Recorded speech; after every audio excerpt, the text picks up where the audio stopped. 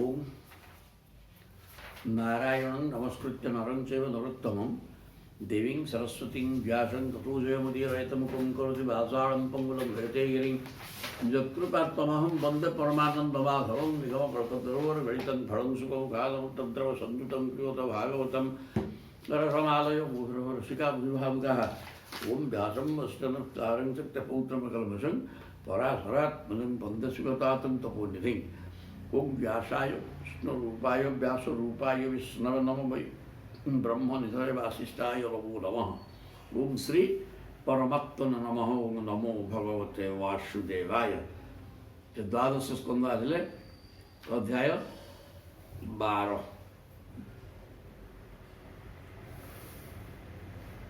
इतरे समस्त भागवत टीकाक प्रथम आरंभ कर 12 स्कंद पर्यंत चुंबकर टिके टिके टिके टिके कहला बर्तमान ताहा भी सरी सारा तापर आउ कौन कहे देखा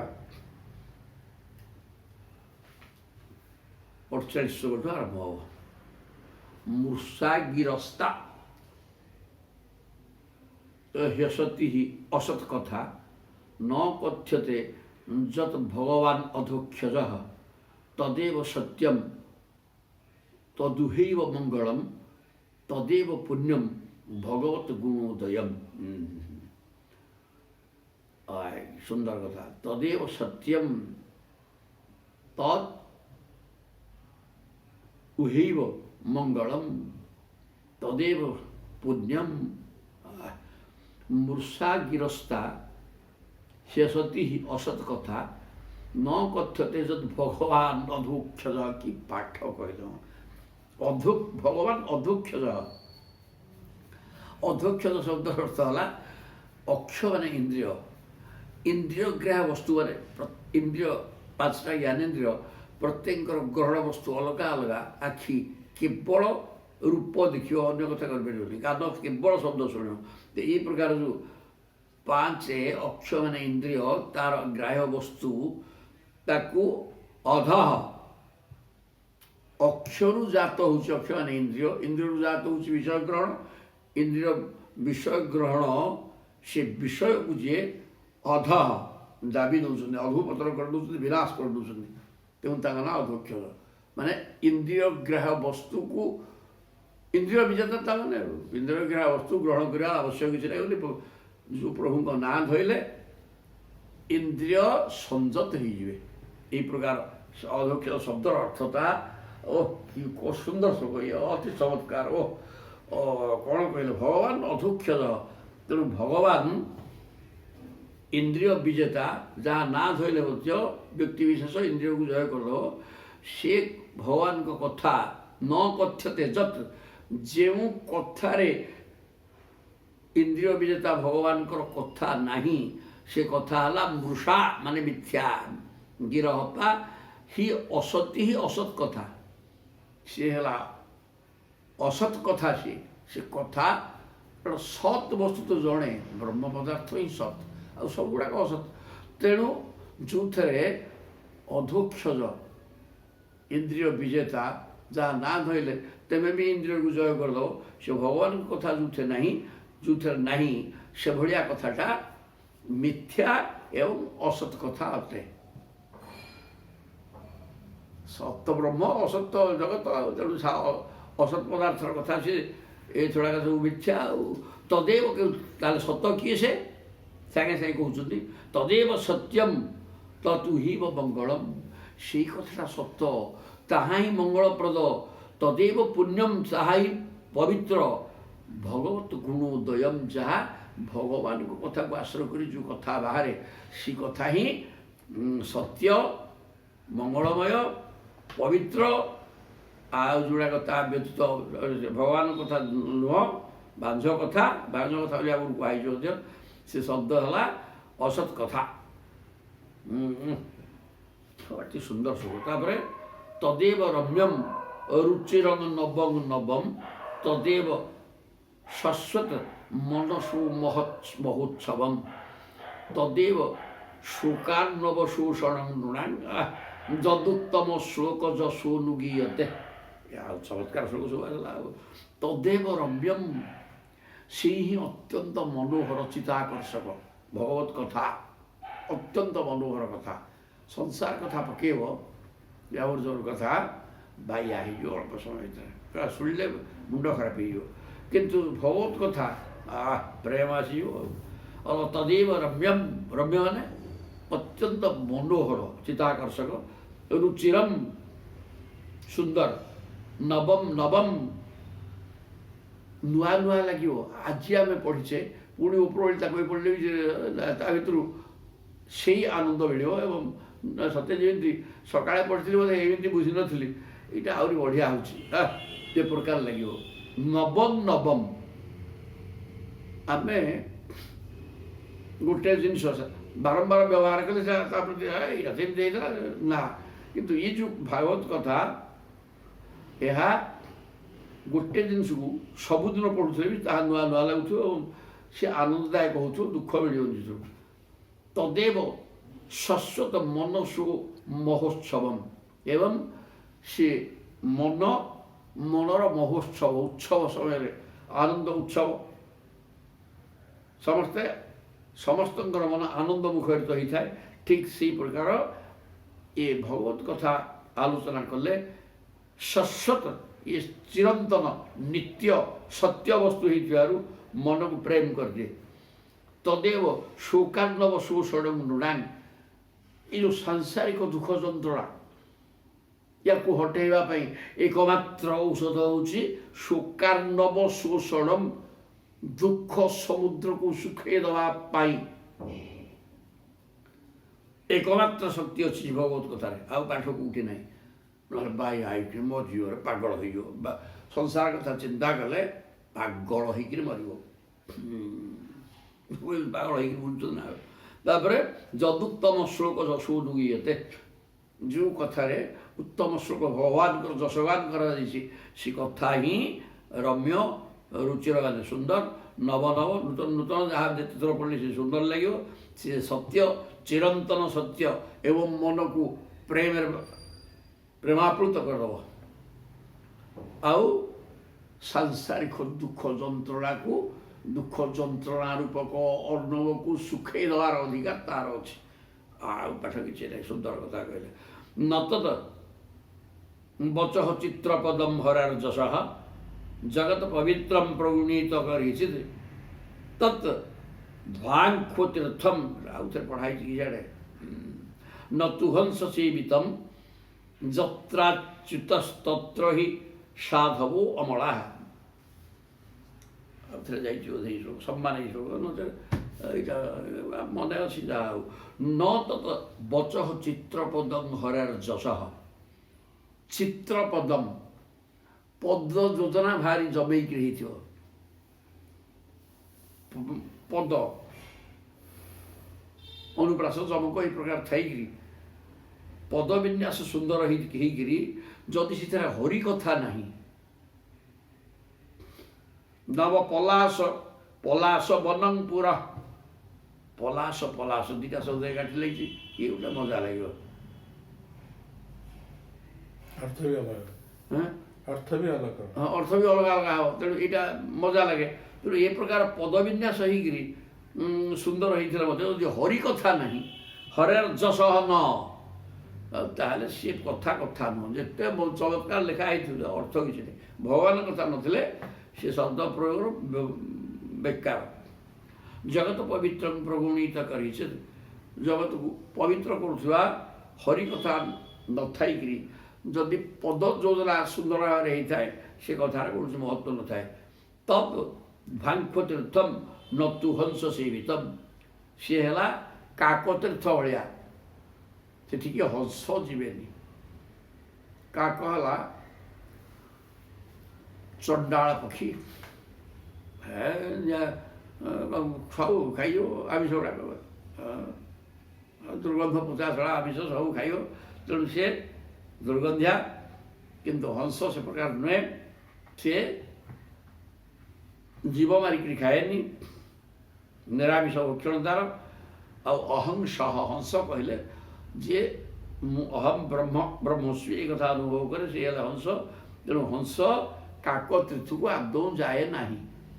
ତେଣୁ ଏ ଭଗବାନଙ୍କ କଥା ନଥିବା କୌଣସି କାବ୍ୟ ନାଟକ ବି ଭଲ ଅନୁଭବ କୌଣସି ବହିକି ଯେ ପ୍ରକୃତିରେ ସଚା ଭଗବତ ପ୍ରେମୀ ସେ ଛୁଇଁବନି ଚାହିଁବନି ସେ ଆଗ ଦେଖିବ ଏଠି କୃଷ୍ଣ କଥା ଅଛି ତ ସେ ବହି ତ୍ୟାଜ୍ୟ ଲକ୍ଷ୍ୟ ଲେଖା ହେଇଥିବ ଏ ଖଣ୍ଡକ ନେଇକିରି ପଢ଼ିଦେବ ତା ଦେଖିଲା ସେଥିରେ କିଛି ନାହିଁ ଭଗବାନ କଥା ନାହିଁ ବୋଲି ସେ ତ୍ୟାଜ୍ୟ ଏଇଟା ହେଲା ପାଠ ସେଇଟା ହେଲା କାକତୀର୍ଥ ତେଣୁ ଯିଏ ପ୍ରକୃତିରେ ହଂସ ଈଶ୍ୱର ପ୍ରେମୀ ଭଗବତ କଥାରେ ଆନନ୍ଦ ଅନୁଭବ କରିବା ଜାଣି ସାରିଲାଣି ସେ ସେଟା ଆଦୌ ଦେଖିବନି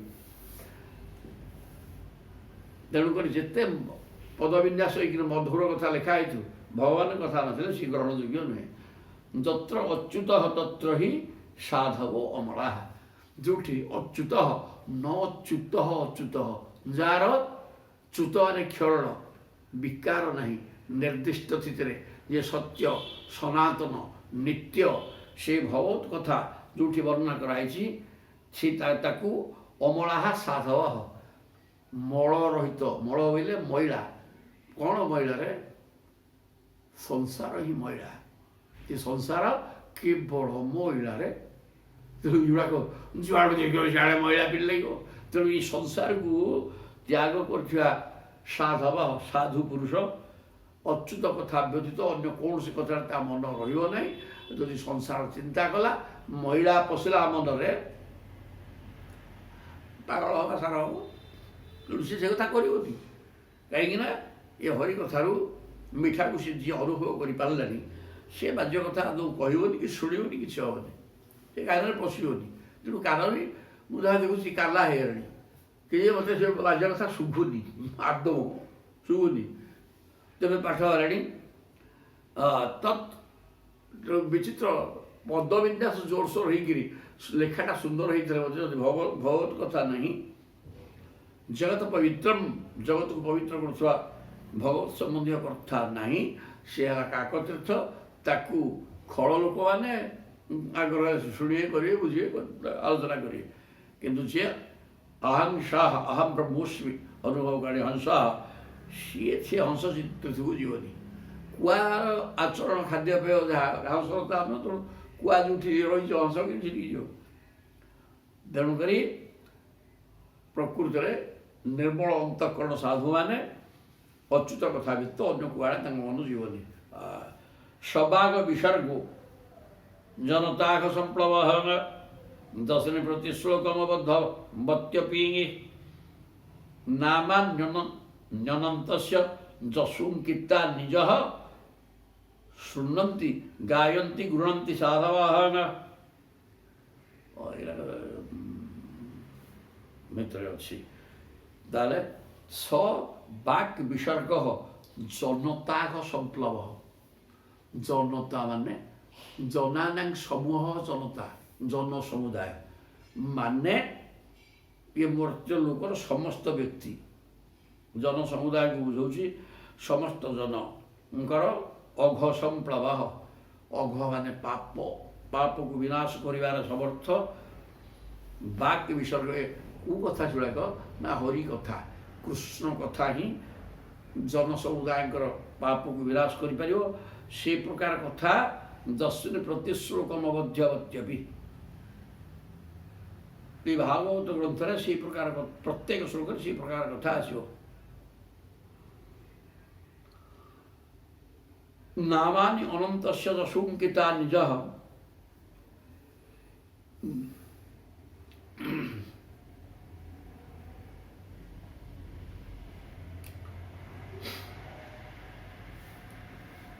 ଅପରପକ୍ଷରେ ଯେଉଁ ବାଣୀରେ ସୁନ୍ଦର ରଚନା ନଥାଏ ପ୍ରତି ଶ୍ଲୋକ ଅବଧ୍ୟବତ୍ୟପି ଶ୍ଲୋକ ଗୁଡ଼ାକ ସାଧାରଣ ଶବ୍ଦ ଲାଗିକି ଲେଖା ହେଇଛି ସେଥିରେ ଶବ୍ଦରେ ମାଧୁର୍ଯ୍ୟ ନାହିଁ ନଥାକୁ କିନ୍ତୁ ସେ କଥାରେ ହରି କଥା ଯଦି ଅଛି ଯେଉଁ କଥା ଶୁଣିବା ଫଳରେ ଜନତାଘ ସମ୍ପ୍ଳବ ଜନ ସମୁଦାୟଙ୍କର ପାପ ବିନାଶ ହେଇଯିବ ସେ ଶବ୍ଦ ଯୋଜନା ନଥାଉ ଆକାର କ'ଣ ହେଲା କିନ୍ତୁ କଥାଟା ହରି କଥା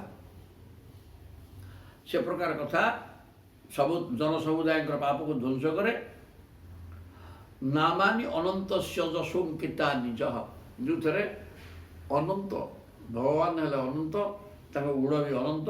ତେଣୁ ଅନନ୍ତଙ୍କର ଅନନ୍ତ ଗୁଣ ବର୍ଣ୍ଣନା କରାଯାଇଥିବା କଥା ହରି କଥା, ସେଥିରେ ଶବ୍ଦ ଯୋଜନା ଶବ୍ଦାଡମ୍ବର ନଥିଲେ ମଧ୍ୟ, ସରଳ ଶବ୍ଦରେ ଲେଖା ହେଇଥିଲେ ମଧ୍ୟ ଯଦି ଭଗବାନଙ୍କର ଯଶ ବର୍ଣ୍ଣନା କରାଯାଇଛି ତାହେଲେ ତାକୁ ସାଧୁମାନେ ଶୁଣନ୍ତି, ଗାନ କରନ୍ତି, ମନେ ମନେ ମନନ କରନ୍ତି। କାହିଁକିନା ତାହା ପାପ ଧ୍ୱଂସ କରେ। କିନ୍ତୁ ଶବ୍ଦାଡମ୍ବର ଥାଇକିରି ଯଦି ଭଗବାନଙ୍କ କଥା ନାହିଁ ତାହା ତ୍ୟାଯ୍ୟ। ସୁନ୍ଦର କଥା। ନୈଷ୍କର୍ମ୍ୟମ୍ ଅପି ଅଚ୍ୟୁତ ଭାବ ବର୍ଜିତଂ ନ ଶୋଭତେ ଜ୍ଞାନମଳମ୍ ଜ୍ଞାନମ୍ ଅଳଂ ନିରଞ୍ଜନଂ କୁତଃ ପୁନଃ ଶଶ୍ୱତ ଅଭଦ୍ରବୀଶ୍ୱରେ ন ହ୍ୟର୍ପିତଂ কর্ম যদপ্যনুত্তমম।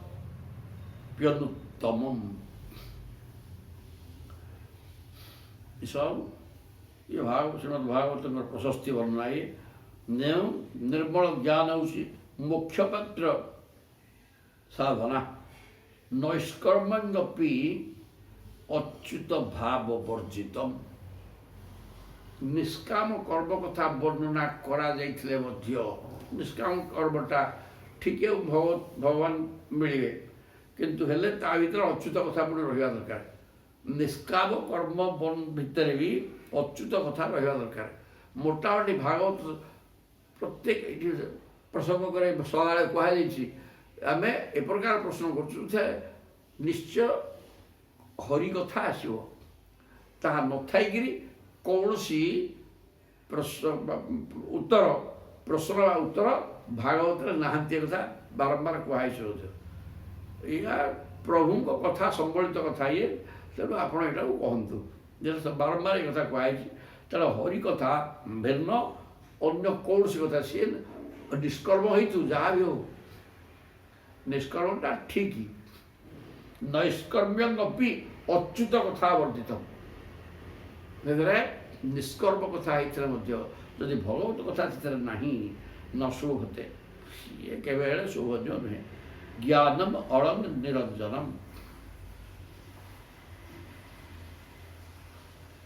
କେବଳ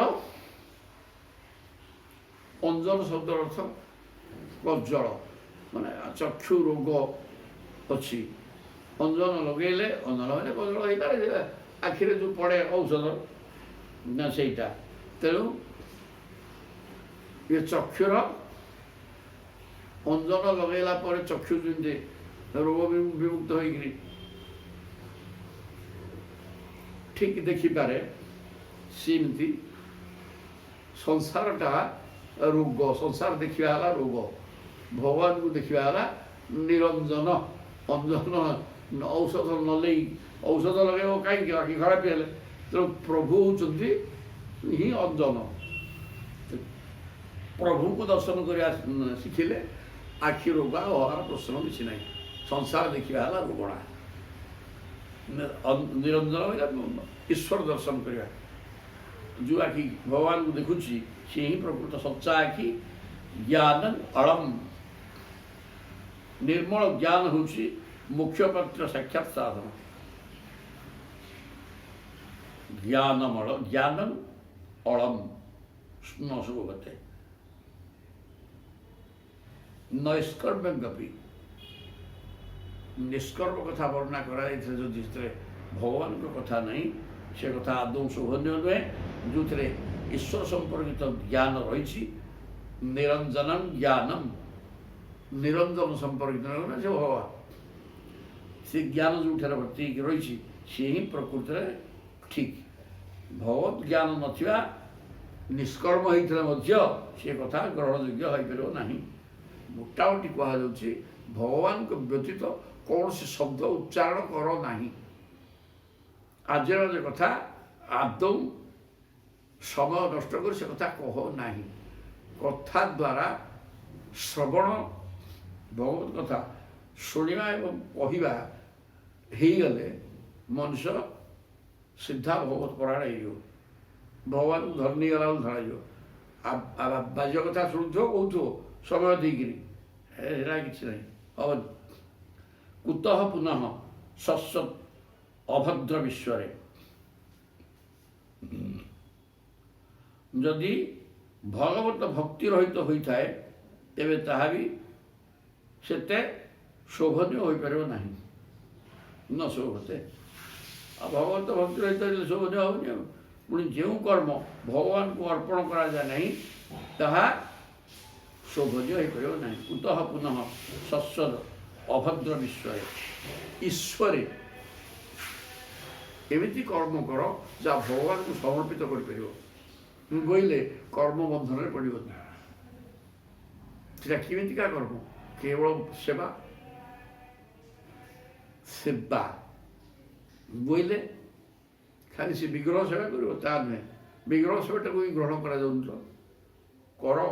ସେ ଭିତରେ ଯିଏ ପ୍ରଭୁ ନାହାନ୍ତି ସେ କଥା ନୁହଁ, ସବୁଠି ଅଛନ୍ତି, ସେ ଭିତରେ ଅଛନ୍ତି, ଆମେ ମନା କରୁନୁ। କିନ୍ତୁ ପ୍ରତ୍ୟେକ ଭିତରେ ସିଏ ପ୍ରତ୍ୟେକ ଭିତରେ ଯେହେତୁ ଅଛନ୍ତି, ତେଣୁ ସମସ୍ତଙ୍କର ସେବା, ଜନ ସମୁଦାୟ ବୋଇଲେ ଯାଇକିରି ଈଶ୍ୱର ଖୁସି ହେବେ। କୁତଃ ପୁନଃ ସତ୍ସଦ୍ ଅଭଦ୍ର ବିଶ୍ୱରେ। ଭଗବତ ସେବା ବିନା ଭଗବାନ ଏ ପ୍ରକାର କର୍ମ କରିବ ଯେଉଁଟା ଈଶ୍ୱରେ ଭଗବାନଙ୍କୁ ସମର୍ପଣ କରିହେବ।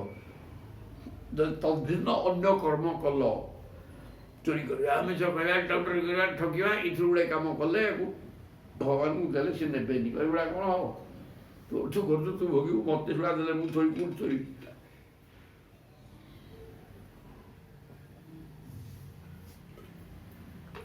ମୋରି ସେବା କଲୁ, ସେବା ତ ମୋତେ ସମର୍ପଣ କରି ସାରିଛୁ, ଶିଖରୁ ମୋତେ ଦେଲେ, ଆଉ ତମକୁ ସମର୍ପଣ କଲି କହିଲେ କେତେ, ନ କହିଲେ କେତେ?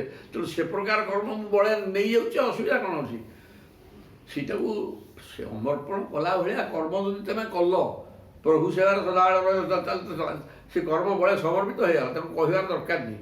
ଆଉ ତଦ୍ଭିନ୍ନ କର୍ମ କରିକି ଯଦି ସମର୍ପଣ କରି ହେବନି, ସେ ପ୍ରକାର କର୍ମ କର ନାହିଁ, କଲେ ପାପ। କୁତଃ ପୁନଃ ଆସିବୁ କଲୁ। ତେଣୁ ପ୍ରଭୁଙ୍କ ସୁନ୍ଦର କଥା ଇଏ, ଈଶ୍ୱରକୁ ସମର୍ପଣ କରି ଭଳିଆ କଲା ଭଳିଆ କର୍ମ କର। ତାମାନେ ଈଶ୍ୱରଙ୍କ ସେବା ଯିଏ କରି ଚାଲିଲା, ସେ ତ ସମର୍ପଣ ହେଇସାରିଲାଣି, ଆଉ ସେ କର୍ମ ଗ୍ରହଣ କରିସାରିଛନ୍ତି, ଅସୁବିଧା କ'ଣ ଅଛି? ଆଉ ତାର ଫଳ ତମକୁ ଭୋଗିବା କିଛି ଦରକାର ନାହିଁ। ଆଉ ଯେଉଁଗୁଡ଼ାକ ସାଂସାରିକ କର୍ମରେ ରହି, ସଂସାର କର୍ମରେ ରହିକିରି ଅନ୍ୟମାନଙ୍କର ସେବା କଲେ ବି ଭଲ, କିନ୍ତୁ ତାହା ଆଦୌ କିଏ କରୁନାହିଁ। ଏ ସେବା ବୋଇଲେ ଚଳୁ କରିବା, ସବୁ ଜଗତକୁ ଚଳୁ କରି ଖାଇବା। ତେଣୁ ସେମିତି କାମ କଲେ ତାହା ପ୍ରଭୁଙ୍କୁ ସମର୍ପଣ କରାଯାଇପାରିବନି ଏବଂ ପାପ ବଢ଼ିବ। ନ ହିଁ ଅର୍ପିତଂ କର୍ମ ଯଦପି ଅନୁତ୍ତମମ୍। ଅନୁତ୍ତମଂ କର୍ମ, ଅମଙ୍ଗଳ କର୍ମ ଗୁଡ଼ାକ, ଅସତ୍ କର୍ମ ଗୁଡ଼ାକ ଭଗବାନଙ୍କୁ ସମର୍ପଣ କରାଯାଇପାରିବ ନାହିଁ। ଭଗବାନ ସେଇ କୌଣସି କର୍ମକୁ ନିୟନ୍ତ୍ରି କାର। ତାଙ୍କୁ କ'ଣ ଦରକାର? ତାଙ୍କରି ସେବା କର, ସେ ତ ବଳେ ତାଙ୍କ ପାଖକୁ ପଳେଇଲା, ତାକୁ ମୁଁ କୃଷ୍ଣାର୍ପଣ ବସ୍ତୁ କହିବା ଦରକାର ନାହିଁ।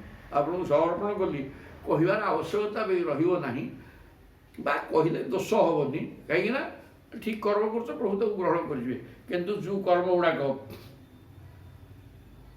ନହି ଅର୍ପିତଂ କର୍ମ ଯତ୍ ଅପି ଅନୁତ୍ତମ।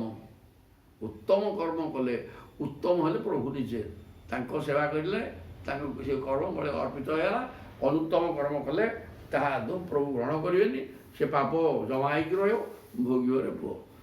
ତେଣୁ ଯଶ ଶ୍ରେୟାଂ ଏବ ପରିଶ୍ରମ ପରଃ ବର୍ଣ୍ଣାଶ୍ରମାଚାର ତପଶ୍ରୁତାଦିଷୁ ଅବିଶ୍ରୁତି ଶ୍ରୀଧର ପାଦ ପଦ୍ମୟୋଙ୍ଗ ଗୁଣାନୁବାଦ ଶ୍ରବଣାଦିଭି ହରେ ହେଗେ। ବର୍ଣ୍ଣାଶ୍ରମ ଅନୁକୂଳ ଆଚରଣ, ଯଶ ଶ୍ରେୟାଂ ଏବ ପରିଶ୍ରମ ପରଃ। ମନୀଷ ଯଶ ଏବଂ ଶ୍ରୀ ମାନେ ଲକ୍ଷ୍ମୀ, ପ୍ରଚୁର ଟଙ୍କା କେମିତି ଆସିବ? ଆଉ ମୋର ନାଁଟା ଚାରିଆଡ଼େ ବିଖ୍ୟାତ ହେବ, ଏଥିପାଇଁ ଲୋକ କଠିନ ପରିଶ୍ରମ କରିକିରି ବୁଲେ। ବର୍ଣ୍ଣାଶ୍ରମାଚାର ତପଶ୍ରୁତା ଦିଶୁ, ବର୍ଣ୍ଣ ଏବଂ ଆଶ୍ରମକୁ ନେଇକିରି ଅନୁକୂଳ ଆଚରଣ, ଆଚାର, ତପ ମାନେ ତପସ୍ୟା, ଈଶ୍ୱର ଚିନ୍ତନ, ତପ, ଶ୍ରୁତ ମାନେ ବେଦ, ବେଦ ବେଦାଙ୍ଗ ଉପନିଷଦ ଅଧ୍ୟୟନ କରିବା ବିରାଟ ପରିଶ୍ରମ କରାଯାଏ। ତାହା ଅତି ବେଶୀରେ ଯଶ ଓ ଲକ୍ଷ୍ମୀ ପ୍ରଦାନ। ବର୍ଣ୍ଣ ଏବଂ ଆଶ୍ରମ ଅନୁସାରେ ଚାଲିକିରି ତପସ୍ୟା, ବେଦାଧ୍ୟୟନ, ଉପନିଷଦ ପାଠ ଏଗୁଡ଼ାକ କଲେ କ'ଣ ହେବ କି? କଠିନ ପରିଶ୍ରମ କରି କଲେ ଯଶ ମିଳିବ, ଶ୍ରୀମାନେ ଲକ୍ଷ୍ମୀ ମିଳିବେ। ୟାଠୁ ଅଧିକା କଥା କିଛି ମିଳିବନି। ଯଶ ଏବଂ ଲକ୍ଷ୍ମୀ ମିଳିବେ। କିନ୍ତୁ ଅବିଶ୍ରୁତି ଶ୍ରୀଧର ପାଦ ପଦ୍ମୟୋଃ। କିନ୍ତୁ ଭଗବାନଙ୍କର ଗୁଣ ଲୀଳା ନାମ ଆଦିର ଶ୍ରବଣ କୀର୍ତ୍ତନ ଇତ୍ୟାଦି ପ୍ରଭୁଙ୍କ ଚରଣ କମଳ ଅବିକଳ ଶ୍ରୁତି ପ୍ରଦାନ କରେ। ଅବିଶ୍ରୁତି ଶ୍ରୀଧର ପାଦ ପଦ୍ମୟୋଃ। ଶ୍ରୀଧର, ଶ୍ରୀ ଲକ୍ଷ୍ମୀ ଯେ ଧରିକି ରହିଛନ୍ତି ଭଗବାନ ନାରାୟଣ, ତାଙ୍କର ପାଦପଦ୍ମ ଚିନ୍ତନ କଲେ, ତାଙ୍କର ଗୁଣାନୁବାଦ, ତାଙ୍କର ସଦ୍ଗୁଣକୁ, ସେ ତ କେବଳ ଗୁଣବାନ, ତାଙ୍କର ହିଁ ସଦ୍ଗୁଣ ସବୁ ପରିପୂର୍ଣ୍ଣ ହୋଇକି ଅଛି। ତାଙ୍କ ଗୁଣଗାନ କରିବା, ପାଦପଦ୍ମକୁ ଆଶ୍ରୟ କରିବା, ତାଙ୍କରି କଥା ଶୁଣିବା, ଏ ପ୍ରକାର ସବୁ କଲେ ଏହା ମନରେ ରହିଯିବ। ଅବିଶ୍ରୁତି ବିସ୍ମରଣ ଇଏ ଯିବ ନାହିଁ ଏବଂ ଇଏ ତୁମକୁ ପବିତ୍ର କରିବ। ଆଉ ଗୋଟେ ତପସ୍ୟା କଲ, ବ୍ରତ କଲ, ଉପବାସ କରୁଛ, ବ୍ରତ କରୁଛ, ଅଧ୍ୟୟନ କରୁଛ, କ'ଣ ୟା ଦ୍ୱାରା ତୁମକୁ କିଛି ମିଳିବନି, କେବଳ ଯଶ ଏବଂ ଲକ୍ଷ୍ମୀ ମିଳିବେ। କିନ୍ତୁ ଭଗବାନଙ୍କ ପାଦପଦ୍ମକୁ ଆଶ୍ରୟ କରି ତାଙ୍କରି ଗୁଣାନୁବାଦ ଶ୍ରବଣ, ତାଙ୍କରି ଗୁଣକୁ କହିବ ଏବଂ ଶୁଣିବ।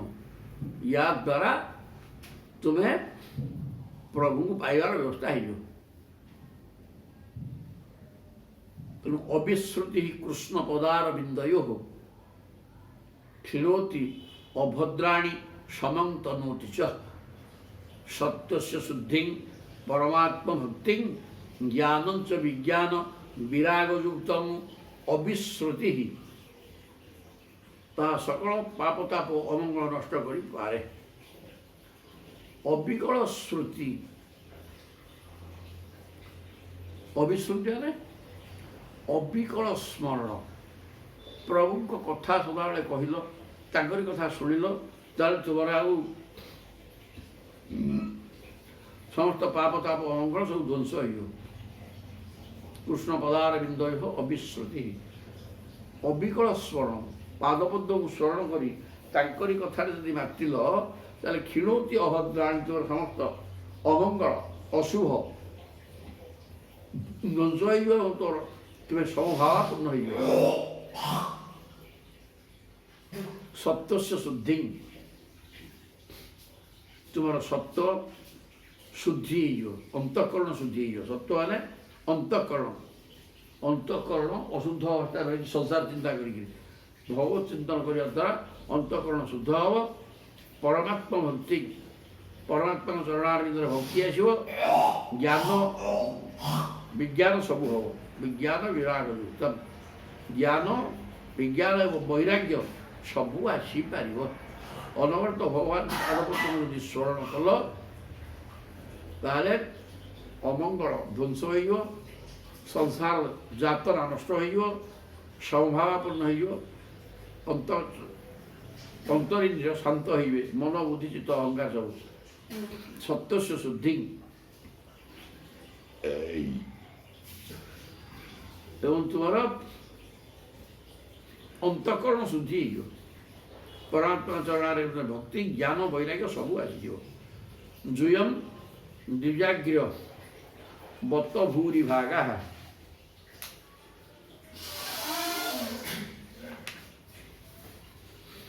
ଜୁୟମ ଦିବ୍ୟାଗ୍ର ବତ ଭୂରି ଭାଗା ଯତ୍ ଶଶ୍ୱତ ଆତ୍ମନ୍ୟଖିଳାତ୍ମଭୂତମ୍ ନାରାୟଣଂ ଦେବ ମଦେବ ମିଶಂ ଅଜସ୍ର ଭାବା ଭଜତା ବିବେଶ୍ୟ। କହିଲେ ହେ ସୌନକାଦି ମୁନିମାନେ, ଏ ସୂତ୍ର କହୁଛନ୍ତି ଜୁୟନ ଦ୍ୱିଜାଜ୍ଞା, ଆପଣମାନେ ବ୍ରାହ୍ମଣମାନଙ୍କ ଭିତରେ ବ୍ରହ୍ମଜ୍ଞାନୀଙ୍କ ଭିତରେ ଅଗ୍ରଗଣ୍ୟ। ବତ ଭୂରି ଭାଗା, ତେଣୁ ଆପଣମାନେ ଅତ୍ୟନ୍ତ ଭାଗ୍ୟବାନ। ଯତ୍ ଶଶ୍ୱତ ଆତ୍ମନି ଅଖିଳାତ୍ମଭୂତମ୍, ଆପଣମାନେ କେବଳ ନିଜର ଆତ୍ମାକୁ ପରମାତ୍ମା ସହିତ ଏକାକାର କରି ସଦାସର୍ବଦା ଧ୍ୟାନସ୍ଥ ହେଇକି ରହୁଛନ୍ତି। ତେଣୁ ଆପଣ ମାନେ ହେଉଛନ୍ତି ଭାଗ୍ୟବାନ। ନାରାୟଣଂ ଦେବଂ ଦେବଂ ଅଦେବମିଶମ୍,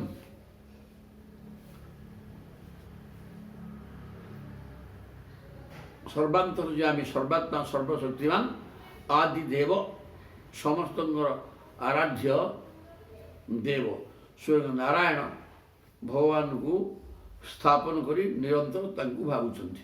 ନିଜ ହୃଦୟ ଭିତରେ ଭଗବାନଙ୍କୁ ତୁମେ ଚିନ୍ତନ କରୁଛ। ନାରାୟଣ ଦେବ, ଯେ ଆଦି ଦେବ, ଦେବତାମାନଙ୍କର ଦେବତା, ଅଜସ୍ର ଭାବା, ତାଙ୍କ ପ୍ରତି ତୁମର ଅନବରତ ସେଇ ଭାବନା ଆଉ ଈଶ୍ୱର ଚିନ୍ତନ, ଈଶ୍ୱର ଭାବନା ତୁମ ମନ ରହିଛି। ଭଜତା ଆବିବେଶ୍ୟ, ତେଣୁ ମନ ଅନ୍ୟ କୁଆଡ଼କୁ ଯାଉନାହିଁ।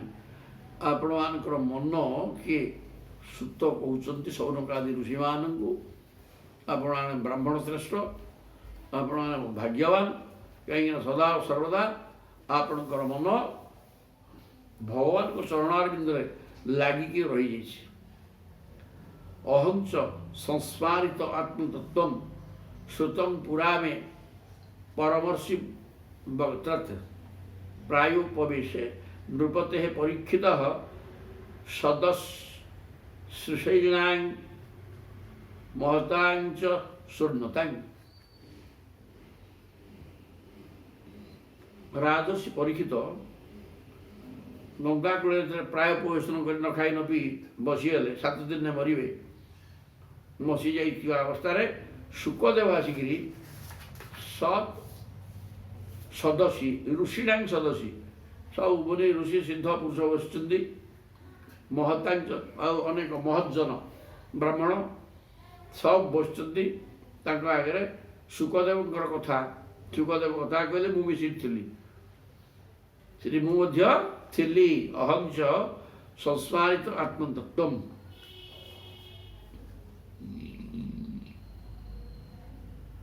ମୁଁ ସେଠି ରହିକିରି ସବୁ ଶୁଣୁଥିଲି। ତେଣୁ ତୁମ ଆଗରେ ସେଗୁଡ଼ାକ ବର୍ତ୍ତମାନ ବର୍ଣ୍ଣନା କଲି।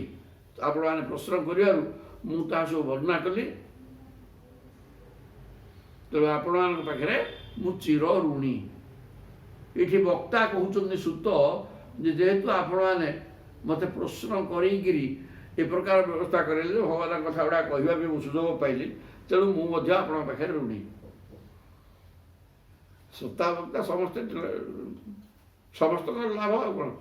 ଏତଦ୍ବହ କଥିତଂ ବିପ୍ରାହ କଥନୀୟୋରୁ କର୍ମଣଃ ମାହାତ୍ମ୍ୟଂ ବାସୁଦେବସ୍ୟ ସର୍ବ ଅଶୁଭ ବିନାଶନଂ।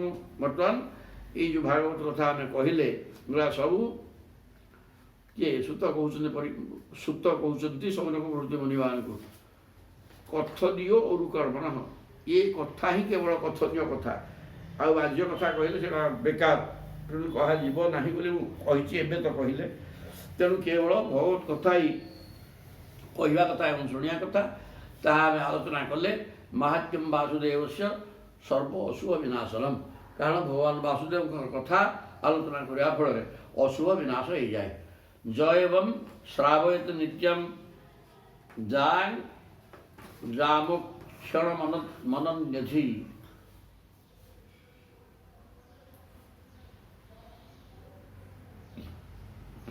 ଜାମ ମାନେ ତ୍ରିଜାମା କ୍ଷଣଦା କ୍ଷେପା, ଜାମ ମାନେ ପ୍ରହର।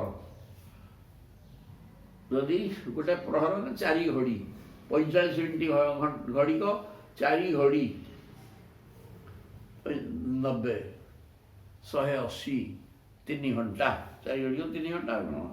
ତେଣୁ ଯେ 3 ଘଣ୍ଟା ପଢ଼, ନହେଲେ କ୍ଷଣେ ହଉ ପଛକେ ଅନନ୍ୟ ମନ ଅନ୍ୟ କୁଆଡ଼େ ନ ନେଇକି ଯଦି ଇଏ ଭଗବତ କଥାକୁ ଶୁଣାଯାଏ, ଶୁଣେ ବା ଶୁଣାଏ, ଶ୍ରଦ୍ଧାବାନ ଯହ ଅନୁଶୃଣୁୟାତ୍, ଶ୍ରଦ୍ଧାର ସହ ଯିଏ ଶୁଣେ, ଯିଏ ଶୁଣାଏ, ସିଏ ସମସ୍ତେ ପୁନାତି ଆତ୍ମାନଙ୍ଗେବ ନିଜକୁ ପବିତ୍ର କରିଦିଅନ୍ତି ଆଉ ଭଗବତ କଥା ତ ପବିତ୍ର କରେ ଆଉ କ'ଣ ତେଣୁ ଏ କଥାକୁ ଯିଏ କହେ ଯିଏ ଶୁଣେ ସମସ୍ତେ ପବିତ୍ର ହେଇଯାନ୍ତି।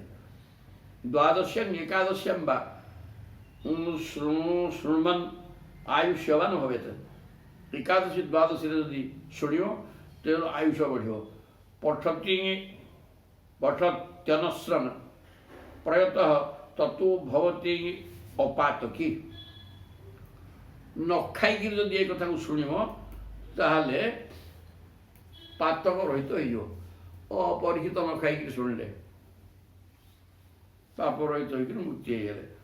ପୁଷ୍କରେ ମଥୁରାୟାଞ୍ଚ ଦ୍ୱାରା ଅତ୍ୟାଙ୍ଗ ଯତାତ୍ମବାନ ଉପସ୍ୟ ସଂହିତାଂ ପଠିତ୍ୱା ମୁଚ୍ୟତେ ଭୟାଙ୍ଗତ। ପୁଷ୍କର କ୍ଷେତ୍ରରେ ମଥୁରାରେ ଦ୍ୱାରକାରେ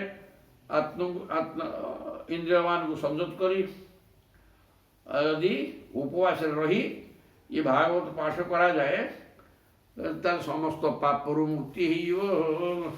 ନିର୍ଦ୍ଦିଷ୍ଟ ସ୍ଥାନ କୁହାଗଲା ହଉ। ତାପରେ ଦେବତା ମୁନୟ ସିଦ୍ଧା ପିତର ମାନବ ନୃପା ଯଛନ୍ତି କାମାନ ଗୃଣତଃ ଶୃଣ୍ୱତଃ ଯସ୍ୟ କୀର୍ତ୍ତନାତ୍। ଦେବତା ହନ୍ତୁ ମୁନି ଋଷି ହନ୍ତୁ ସିଦ୍ଧ ପୁରୁଷ ପିତୃପୁରୁଷ ମନୁମାନେ ମାନବ 14 ଜଣ ମନୁ ନୃପା ରାଜାମାନେ ସମସ୍ତେ ନିଜ ନିଜର ଗୁଣତଃ ଶୃଣତଃ ଏ ଭାଗବତ କଥା ଶୁଣିଲେ ବା ତାକୁ ଯଦି ମନନ କଲେ ତାହେଲେ ସମସ୍ତ କାମନା ବି ପୂର୍ଣ୍ଣ ହେଇଯାଏ। ରୁଚେ ଯଜୁଂଷି ସାମାନି ଦ୍ୱିଜ ଅଧିତ୍ୟ ଅନୁବିନ୍ଦତେ ମଧୁକୁଲ୍ୟା ଘୃତକୁଲ୍ୟା ପୟକୁଲ୍ୟାଶ୍ଚ ତତ୍ ଫଳମ୍। ଋଗ୍ବେଦ ଯଜୁର୍ବେଦ ଏବଂ ସାମବେଦ ପାଠ କଲେ ବ୍ରାହ୍ମଣକୁ ଯେଉଁ ମଧୁକୁଲ୍ୟା ଘୃତକୁଲ୍ୟା ପୟକୁଲ୍ୟା ମହୁ ଘିଅ ଏବଂ କ୍ଷୀର ମଧୁ ମାନେ ମହୁ ଘୃତ ମାନେ ଘିଅ ପୟ ମାନେ କ୍ଷୀର ସକଳ ପ୍ରକାର ସୁଖ ସମୃଦ୍ଧି ଘିଅ କ୍ଷୀର ମହୁ ସବୁଠାରୁ ଉତ୍କୃଷ୍ଟ ଭିଟାମିନ୍ ଜାତୀୟ ଖାଦ୍ୟ ଯେଉଁଥିରେ ନିରୋଗ ହେଇଯିବ ମଧ୍ୟ ଏସବୁ ୟାକୁ ପାଇଲା ଭଳିଆ ଲାଗିବ। ଋଗ୍ ଯଜୁ ସାମବେଦକୁ ଅଧ୍ୟୟନ କଲେ ମହୁ କ୍ଷୀର ଘିଅ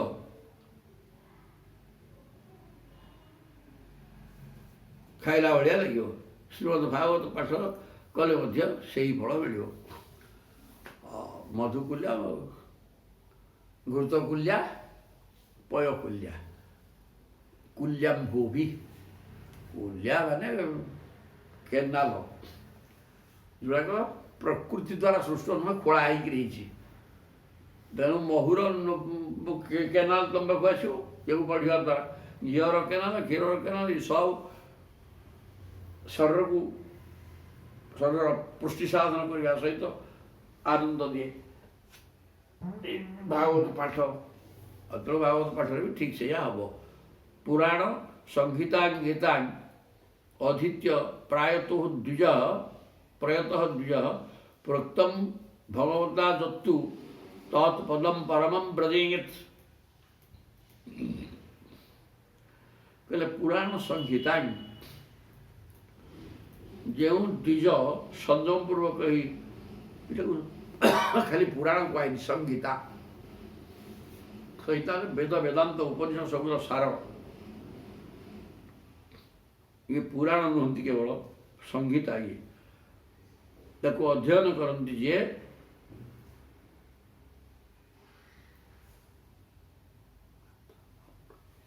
ଭଗବତା ଯତ୍ତୁ ତତ୍ପଦମ୍ ପରମଂ ବ୍ରଜେତ୍। ଭଗବାନ ନିଜର ଶ୍ରୀମୁଖ ବର୍ଣ୍ଣନା କରିଥିବା ପରମ ପଦ ମିଳିଯାଏ। ମାନେ ଭଗବାନ ନିଜେ ବର୍ଣ୍ଣନା କରି କହିଛନ୍ତି ଯେ ଏସବୁ ପାଠ ପଢ଼ିଲେ ମୋର ଚରଣାବିନ୍ଦୁକୁ ପ୍ରାପ୍ତ ହୋଇଯିବ। ବିପ୍ରହ ଅଧିତ୍ୟ ଆପ୍ନୁୟାତ୍ ପ୍ରଜ୍ଞାନ୍ ରାଜନ୍ ଉଦଥି ମେ ଖଳାନ୍ ବୈଶ୍ୟ ଯଦି ବିପ୍ର ହେବ ଅଧିତ୍ୟ ଆପନିୟତ ପ୍ରଜ୍ଞାନ। ବ୍ରାହ୍ମଣ ଯଦି ପାଠ କଲା ତାର ଜ୍ଞାନ ବୃଦ୍ଧି ହେବ। ଯଦି ରଜା ପଢ଼ିଲା ତାହେଲେ ଆସମୁଦ୍ର ପୃଥିବୀର ମାଲିକ ହେବ। ଯଦି ବୈଶ୍ୟ ପଢ଼ିଲା ନିଧିପତି, ସେ ସୁନା ରୂପା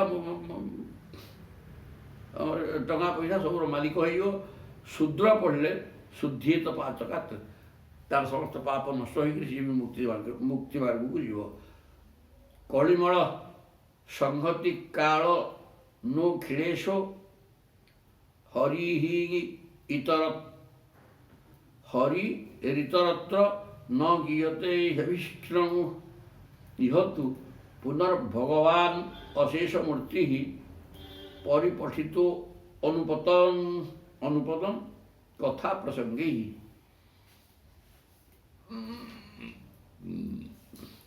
କହିଲେ ଭଗବାନ ହିଁ ସମସ୍ତଙ୍କର ସ୍ୱାମୀ ଏବଂ ଯେତେ ପାପ ରାଶି ଥାଉ ନା କାହିଁକି ସେ ସକଳ କଳିମଳ ଧ୍ୱଂସ କରିଦେଇ ପାରନ୍ତି। କଳିମଳ ସଂହତି, କଳିଜନ୍ତ ଅପକର୍ମ, କଳି ତ ସଦା କଳହ ଲାଗିବ। ଆଉ କଳିଜନ୍ତ ଯେଉଁ ମହିଳା ସଂହତି ମାନେ ସମୂହ, ତାକୁ କାଳନୁ ଅଖିଳେଶ, ସବୁ କଳିର ମହିଳାକୁ ଧ୍ୱଂସ କରିବାର କ୍ଷମତା ଥିବା ବ୍ରହ୍ମାଣ୍ଡର ମାଲିକ ହରି ଇତରତ୍ର ନ ଗୀୟତେ ହ୍ୟବିଘ୍ନମ୍। ଅନ୍ୟ କୌଣସି ପୁରାଣରେ ଇଏ ହରି କଥା ବର୍ଣ୍ଣନା କରାଯାଏ ନାହିଁ, ଭାଗବତରେ ଯାହା ବର୍ଣ୍ଣନା କରାଯାଇଛି। ଭଗବାନ କଥା ଇତରତ୍ର ନ ଗୀୟତେ, ଅନ୍ୟ ପୁରାଣରେ ବର୍ଣ୍ଣନା କରାଯାଇ ନାହିଁ। ଏଥିରେ ଯାହା ଯେଉଁ ଭାଗବରେ ଭାଗବତରେ ବର୍ଣ୍ଣନା କରାଯାଇଛନ୍ତି, ଅନ୍ୟ ପୁରାଣରେ ବର୍ଣ୍ଣନା କରାଯାଇଥିଲେ ମଧ୍ୟ ଇଏ ପ୍ରେମା ଭକ୍ତିକି ନେଇକରି ବର୍ଣ୍ଣନା କରାଯାଇଛି। ଏ କଥା ଅନ୍ୟ ପୁରାଣରେ ନାହିଁ। ଅବିକ୍ଷରମ୍ ଇହତୁ ପୁନଃ ଭଗବାନ ଅଶେଷ ମୂର୍ତ୍ତି, କିନ୍ତୁ ଏ ଭାଗବତ ଭିତରେ ଅଶେଷ ମୂର୍ତ୍ତି, ଭଗବାନ ଯଦିଓ ଏକ ତଥାପି ଅନେକ ମୂର୍ତ୍ତି ସେ ଧରିଛନ୍ତି। ବିଭିନ୍ନ ଅବତାର ନେଇକି ଅନେକ ମୂର୍ତ୍ତି ହେଇଥିବା ଭଗବାନ ପରିପଠିତ ଅନୁପଦମ କଥା ପ୍ରସଙ୍ଗୀ। ତେଣୁ ଭାଗବତ ପୁରାଣରେ ପଦପଦକେ ପ୍ରତ୍ୟେକ କଥା ପ୍ରସଙ୍ଗରେ ସର୍ବସ୍ୱରୂପ ଭଗବାନଙ୍କୁ ହିଁ ବର୍ଣ୍ଣନା କରାଯାଇଛି। ପରିପଠିତ ଅନୁପଦମ କଥା ପ୍ରସଙ୍ଗୀ, ପ୍ରତ୍ୟେକ ପଦରେ, ପ୍ରତ୍ୟେକ ଶ୍ଲୋକରେ, ପ୍ରତ୍ୟେକ ଅଧ୍ୟାୟରେ, ଶ୍ଲୋକରେ, ପଦରେ ପ୍ରଭୁଙ୍କ କଥା ଏହି ପୁରାଣରେ ବର୍ଣ୍ଣନା କରାଯାଇଛି। ଅନ୍ୟ ପୁରାଣରେ ଏ ପ୍ରକାର କିଛି ନାହିଁ। ତେଣୁ ୟାକୁ ପାଠ କଲେ ମୁକ୍ତି ସୁନିଶ୍ଚିତ। ତଂ ଅହଂ ଅଜଂ ଅନନ୍ତଂ ଆତ୍ମତତ୍ତ୍ୱଂ ଜଗଦୁଦୟ ସ୍ଥିତି ସଂଯମାତ୍ମଶକ୍ତି ଦ୍ୟୁପତିଭି ଅଜଶକ୍ର ଶଙ୍କରାଦ୍ୟୈ ଦୂରବସିତ ସ୍ତବଂ ଅଚ୍ୟୁତଂ ନତୋସ୍ମି। କହିଲେ ସେ ହେଉଛନ୍ତି ଜନ୍ମ ମୃତ୍ୟୁ ଆଦି ବିକାର ଊର୍ଦ୍ଧ୍ୱରେ। ତଂ ଅହଂ ଅଜମ୍, ତଂ ଅଜମ୍, ସେଇ ଅଜ ମାନେ ଯାହାର ଜନ୍ମ ନାହିଁ, ସେ ଭଗବାନ। ଅଜ ହେଲେ ବ୍ରହ୍ମା, ଅଜ ହେଲେ ପ୍ରଭୁ ମଧ୍ୟ। ଅଜମ୍ ଅନନ୍ତମ୍, ଯିଏ ହେଲା ଅନନ୍ତ ମାନେ ଅସୀମ, ଅନ୍ତ ଆଦି ନାହିଁ କି ଅନ୍ତ ନାହିଁ, ସଦାବେଳେ ଅଛନ୍ତି, ଅନ୍ତ ଆସିବ କାଳୁ। ଅନନ୍ତମ୍ ଆତ୍ମତନ୍ତ୍ରମ୍, ଯିଏ ସ୍ୱାଧୀନ ଏବଂ ସ୍ୱତନ୍ତ୍ର। এই প্রকার ভগবান ইতরত্র জগৎ উদয় স্থিতি সংযম সংযমাত্ম শক্তি, জগৎକୁ ସୃଷ୍ଟି ସ୍ଥିତି ବିନାଶ କରିବାର ଶକ୍ତି ସାମର୍ଥ୍ୟ ଯାହା ପାଖରେ ଅଛି, ସେଇ ପ୍ରକାର ଜଗନ୍ନାଥ ଜଗତପତି ଅଖିଳେଶ। ଇହ ତୁ ପୁନର୍ଭଗବାନ ଅଶେଷ ମୂର୍ତ୍ତି ଦ୍ୱିପତିଭିଃ ଅଜ ଶକ୍ର ଶଙ୍କର ଆଦ୍ୟ। ଦେବତା ମାନେ ବ୍ରହ୍ମା, ଶିବଶଙ୍କର, ଇନ୍ଦ୍ର, ଅନ୍ୟ ଦେବତା ମାନେ ଦୂର ବସିତ ତବ ବସିତ ସ୍ତବମଚ୍ୟୁତମ୍ ନତୋସ୍ମି। ପରମାତ୍ମାଙ୍କୁ ମୁଁ ନମସ୍କାର କରୁଛି। ତାହେଲେ କହିଲେ ସିଏ ଅଜ, ଆପଣ ଜନ୍ମ ରହିତ ଅନନ୍ତ ମାନେ ଅସୀମ, ସୀମା ସରଦ ନାହିଁ, ଆଦି ନାହିଁ କି ଅନ୍ତ ନାହିଁ, ଯିଏ ହେଲେ ଆତ୍ମତନ୍ତ୍ର, ସ୍ୱତନ୍ତ୍ର ଏବଂ ସ୍ୱାଧୀନ, ନିରପେକ୍ଷ, ଜଗତ ଉଦୟ, ଜଗତର ସୃଷ୍ଟି ସ୍ଥିତି ବିନାଶ ପାଇଁ କାରଣ, ଏବଂ ଯେଉଁ ଭଗବାନ ବ୍ରହ୍ମା, ଇନ୍ଦ୍ର, ଶିବଶଙ୍କର ସବୁ ଦେବତାମାନଙ୍କ ଦ୍ୱାରା ଆରାଧ୍ୟ, ସେଇ ପ୍ରଭୁଙ୍କୁ ମୁଁ ନମସ୍କାର କରୁଛି ବୋଲି କହିଲେ। ଉପବିତ ନବଶକ୍ତି ସ୍ୱଆତ୍ମନି ଉପରଚିତ ସ୍ଥିର ଜଙ୍ଗମାଳୟାୟ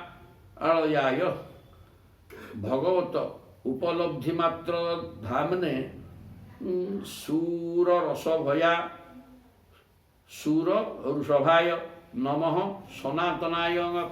ଆପଣଙ୍କୁ ନମସ୍କାର କହିଲେ। ଉପଚିତ ନବଶକ୍ତି ଯେ ଇଚ୍ଛା ମାତ୍ରକେ ନିଜର ସ୍ୱରୂପରେ ହିଁ ପ୍ରକୃତି, ପୁରୁଷ, ମହତ୍ତତ୍ଵ, ଅହଙ୍କାର, ପଞ୍ଚତନ୍ମାତ୍ର, ଏହି 9ଟି ଶକ୍ତି। ନବଶକ୍ତି ବି ସ୍ୱଆତ୍ମ ପ୍ରଭୁ, ପ୍ରକୃତି ପୁରୁଷ, ମହତ୍ତତ୍ଵ, ପ୍ରକୃତି ମହତ୍ତତ୍ଵ, ଅହଙ୍କାର, ପ୍ରକୃତି ମହତ୍ତତ୍ଵ, ଅହଙ୍କାର ଏବଂ ପୁରୁଷ, ବାକି 5 ତନ୍ମାତ୍ର, ଇଏ ମିଶିକିରି ନବତତ୍ଵ। ये 9 तत्व को लेकर अनेक शरीर सृष्टि है।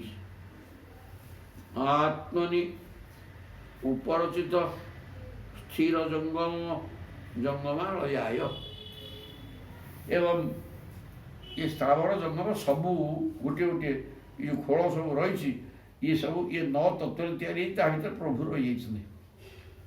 प्रकृति, महत्त्व, अहंकार, पुरुष, 5 तन्मात्र, शब्द, स्पर्श, रूप, रस, गंध, ये तैयारी खोल को हर पुर बोली ग्रहण करी से पुर भर जी शोई जाते पुरुष। ये पुरुष विद्यमान होती भगवत उपलब्धि मात्र था मैंने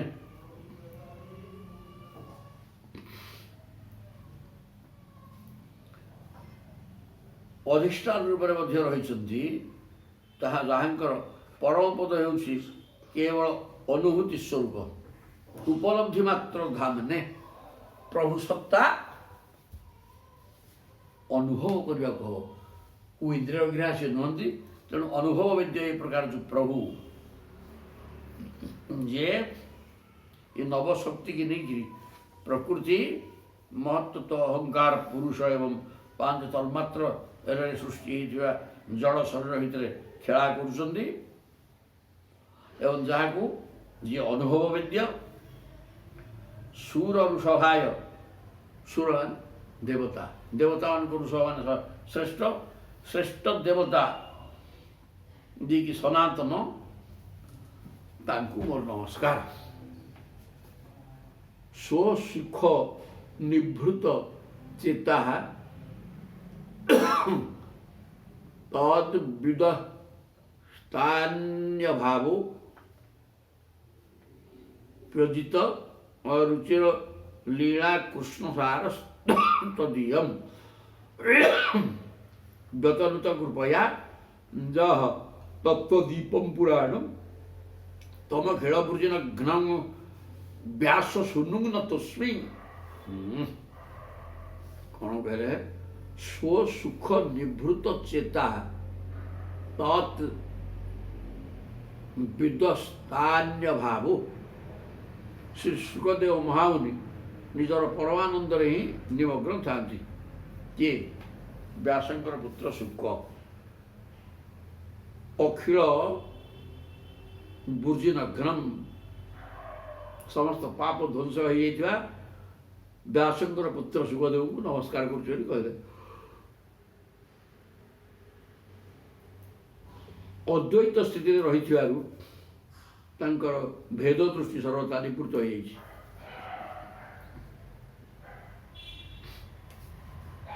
स्वसुख निवृत्त चेता तत्विद स्थान्य भाव से केवल ତାଙ୍କ ପାଖରେ ଅଦ୍ୱୈତବାଦ ଅଛି, ଦ୍ୱୈତ ନାହିଁ। ଏକୋ ବ୍ରହ୍ମ ଦ୍ୱିତୀୟ ନାସ୍ତି, ଏଇ କଥାକୁ ଅନୁଭବ କରୁଛନ୍ତି ସୁଖଦେବ। 2 ନମ୍ବର ବସ୍ତୁ ସଂସାର ଫସାର କିଛି ନାହିଁ, ତେଣୁ ସଂସାର କ'ଣ ତାଙ୍କୁ ଜଣା ନାହିଁ। ଅପି ଅଜିତ ରୁଚିର ଲୀଳା କୃଷ୍ଣ ସାର ତଦୀୟମ୍। ଅଜିତ ମାନେ ଭଗବାନ ସେ ହେଲେ ଅଜିତ, ତାଙ୍କର ମନୋହର ଯେଉଁ ଲୀଳା କୃଷ୍ଣ ସାର, ଭଗବାନ ଏଇଭଳି ଅଖଣ୍ଡ ଅଦ୍ୱୈତ ସ୍ଥିତିରେ ରହୁଥିବାରୁ ତାଙ୍କର ଭେଦ ଦୃଷ୍ଟି ସର୍ବଥା ନିବୃତ୍ତ ହୋଇଯାଇଛି। ତଥାପି ମୁରଲୀ ମନୋହର ଶ୍ୟାମ ସୁନ୍ଦରଙ୍କର ମଧୁମୟ ମଙ୍ଗଳମୟୀ ମନୋହାରିଣୀ ଲୀଳା ସବୁ ତାଙ୍କର ବୃତ୍ତିମାନଙ୍କୁ ଆକୃଷ୍ଟ କରିନେଲା।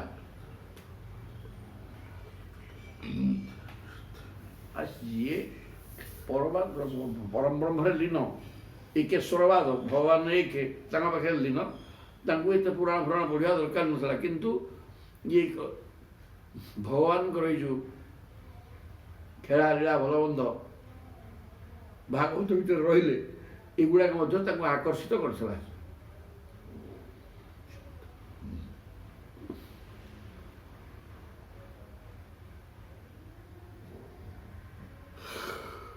ତେଣୁ ସେ କ'ଣ କଲେ, ଭାଗବତକୁ ଅଧ୍ୟୟନ କରି ଏ ଜଗତର ବଦ୍ଧ ଜୀବମାନଙ୍କୁ ମୁକ୍ତି କରିବା ଲକ୍ଷ୍ୟରେ ଭାଗବତକୁ ପ୍ରଚାର କଲେ। ସୁଖଦେବଙ୍କ ସାମ୍ନାରେ ଆଗ କହିଲେ, ସେହି ସର୍ବପାପହାରୀ ବ୍ୟାସନନ୍ଦନ ଭଗବାନ ସୁଖଦେବଙ୍କୁ ମୋର ନମସ୍କାର। ସୁଖଦେବ ହେଉଛନ୍ତି ତାଙ୍କର ଏକେଶ୍ୱରବାଦ ବ୍ରହ୍ମ ଲଗ୍ନ। ସିଏ ତେଣୁ ପୁରାଣ ଶାସ୍ତ୍ର ପ୍ରତି ତାଙ୍କର ଦରକାର ନଥିଲା ପୁରାଣ ପଢ଼ିବା କି ଭଲମନ୍ଦ କରିବା। କିନ୍ତୁ ଏ ପ୍ରକାର ଶ୍ଲୋକ ଭାଗବତରେ ଅଛନ୍ତି ଯାହା ଭଗବାନଙ୍କ ସମ୍ପୂର୍ଣ୍ଣ ସ୍ୱରୂପ ବର୍ଣ୍ଣନା କରାଯାଇଛି। ସେସବୁ ଶ୍ଲୋକକୁ ପଢ଼ି ବୁଝିଲା ପରେ ସୁଖଦେବଙ୍କର ଇଚ୍ଛା ହେଲା, ନା ଏ ଭାଗବତ ମଧ୍ୟ ବ୍ରହ୍ମସତ୍ତା ଉପଲବ୍ଧି କରେଇ ଦେଇପାରୁଛି। ତେଣୁ ସେ ଏ ପ୍ରକାର ଗ୍ରନ୍ଥକୁ ଅନ୍ୟମାନଙ୍କୁ ଅର୍ଥ କରି କେବଳ ପରୀକ୍ଷିତଙ୍କୁ କହିଲେ, ଖାଲି ପରୀକ୍ଷିତଙ୍କୁ ସେ କାହିଁ କହିଥାନ୍ତେ, ସେ କଥା ଅର୍ଥାତ ପୁରାଣ ଆକାରରେ ଲେଖା ହେଇକି ସମସ୍ତେ ଶୁଣିଲେ। ବ୍ୟାସ ଲେଖି ଦେଇଥିଲେ, ତାକୁ ସେ ପରୀକ୍ଷିତଙ୍କୁ କହିଲେ, ଯେଉଁଟା ପଢ଼ିବା ଦ୍ୱାରା ବ୍ରହ୍ମସ୍ଥିତିରେ ଲୋକ ପହଞ୍ଚିଯାଏ। ଇତି ଶ୍ରୀମଦ୍ ଭାଗବତ ମହାପୁରାଣେ ପାରମହଂସ୍ୟାଂ ସଂହିତାୟାଂ ଦ୍ୱାଦଶ ସ୍କନ୍ଦାର୍ଥ ନିରୂପଣଂ ନାମ ଦ୍ୱାଦଶ ଅଧ୍ୟାୟ। ସବୁଠୁ ଦ୍ୱାଦଶ ତ୍ରୟୋଦଶ ଆଜି ହେଲେ ବିଭିନ୍ନ ପୁରାଣମାନଙ୍କର ଶ୍ଲୋକ ସଂଖ୍ୟା ଶ୍ରୀମଦ୍ ଭାଗବତର ମହିମା କିଛି ଅପଟି ନାଇଁ ସରିନି, ଯାହା ଅଛି ତ ଆଉ 10 ଏଇଟା ସରିଯିବ, ଅଳ୍ପ ଶ୍ଲୋକ। କେତେ ଆଉ କମ୍ ଶ୍ଲୋକ ଏବଂ ଏଇଟା ଗଡ଼ିଯିବ ଖାଲି ପୁରାଣମାନଙ୍କର ସଂଖ୍ୟା। ଏଇଟା ଲେଖିଦେବାନି, ଏଇଟା ଲେଖିଦେବେ, ଶୁଣିଦେବେନି, ଥାଉ କାଲି ପଢ଼ିବା। ଶୁଣିବା ତ ସେ ପଳେଇବ। କେତେ ସମୟ ଲାଗିବ? କେତେ? ଏ ଅଳ୍ପ ସମୟ ସରିଯିବ। ବହୁତ ଅଛି, ଯୋଡ଼ିଏ ତ ଶ୍ଲୋକ ଆଉ 4 ସାରିଆ ଦିଫାଳ ଅଛି, 23ଟି ଶ୍ଲୋକ। ସମୟ ଲାଗିବ, ଥାଉ।